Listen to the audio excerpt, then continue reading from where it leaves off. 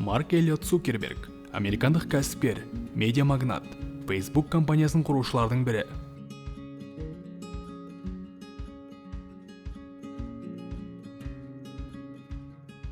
Марк 1984 жылы 14 мамыр күні White Plains қаласында еврей отбасында дүниеге келген.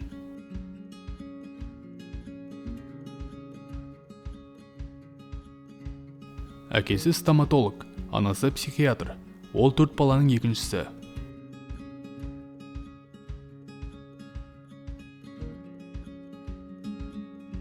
Марк көк түске қарағанда қызыл және жасыл түсті нашар ажыратады. Сол себепті Facebook'тың түсі көк.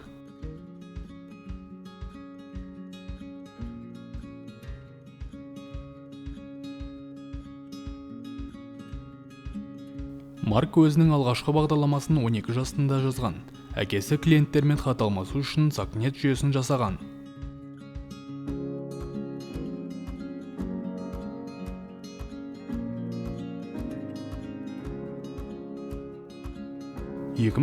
жылы Марк Гарвард университетінің психология факультетіне түскен.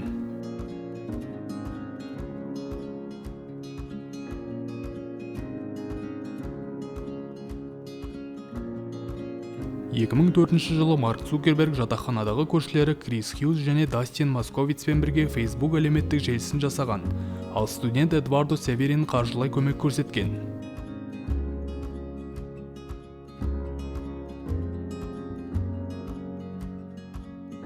Сол жылы Facebook'ты дамыту үшін Марк оқуын тастап кеткен.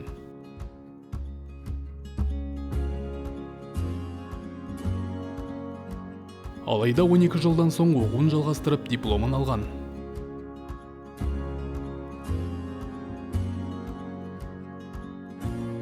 Бастапқыда желі The Facebook деп аталған, сондай-ақ студенттер үшін ғана қолжетімді болған.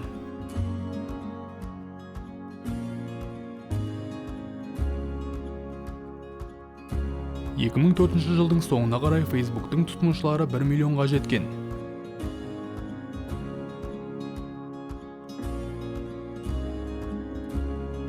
2005 жылы Axel Partners фирмасы желіге $12 миллион инвестиция құйды. Facebook басқа да оқу орындарына қолжетімді болып, тіркеушілер саны 5,5 миллионға жетті.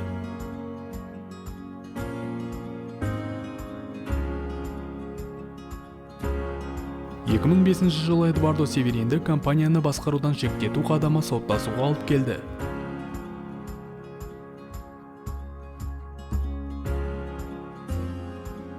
Жылы Маркпен бірге оқыған Тайлер және Кэмерон Уинклвостар Facebook идеясын бізден ұрлады деп оны сотқа берген. Сот үдерісі 2011 жылға дейін созылған. Марк ауада қалқып тұрған идеяны іске асырдым деп ақталған.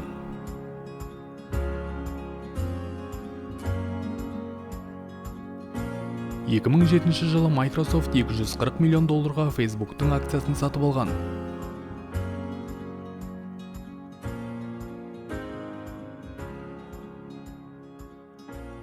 2007 жылы 23 жасында Марк Цукерберг әлемдегі ең жас миллиардер атанды.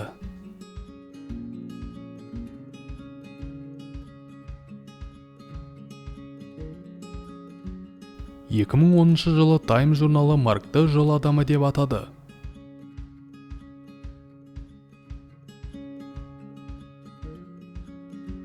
Facebook атауы оқушылардың мәліметтері жазылған The Photo Address Book кітабын қарап отқанда ойға келген.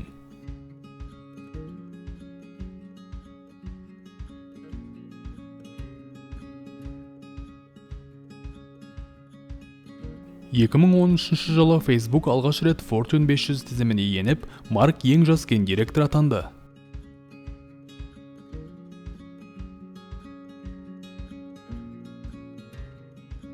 Марктың сүйікті киімі толстовка, Стив Джобстың қара водолазкасы секілді аңызға айналған.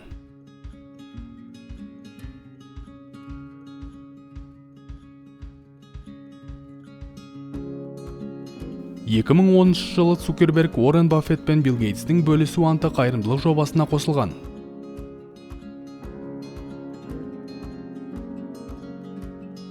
Марк Facebook'тың өзіне тиесілі акциясының 99%-ын қайырымдылыққа беруді ұйғарған.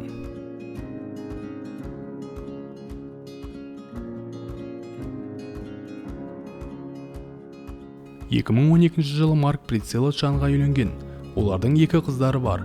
Чанның әке-шешесі Вьетнамнан келген босқындар болған.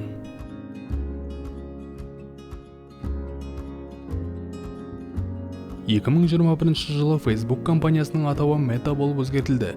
Metaға Facebook, Instagram, WhatsApp және Oculus кіреді.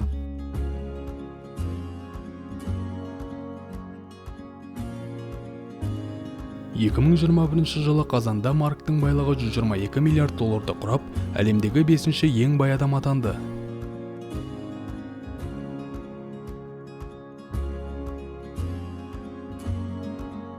жылы Марк Цукерберг туралы социальный сеть фильмі шықты.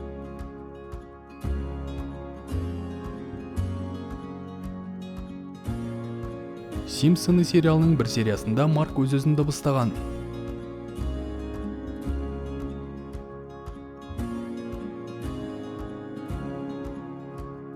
Ол Южный парк сериалында да көрініс тапқан.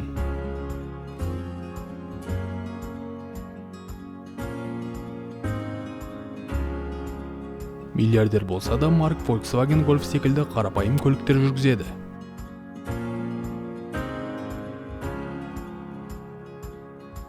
Достар, видео ұнаса арнаға жазылып лайк басып пікір қалдыруды ұмытпаңыздар.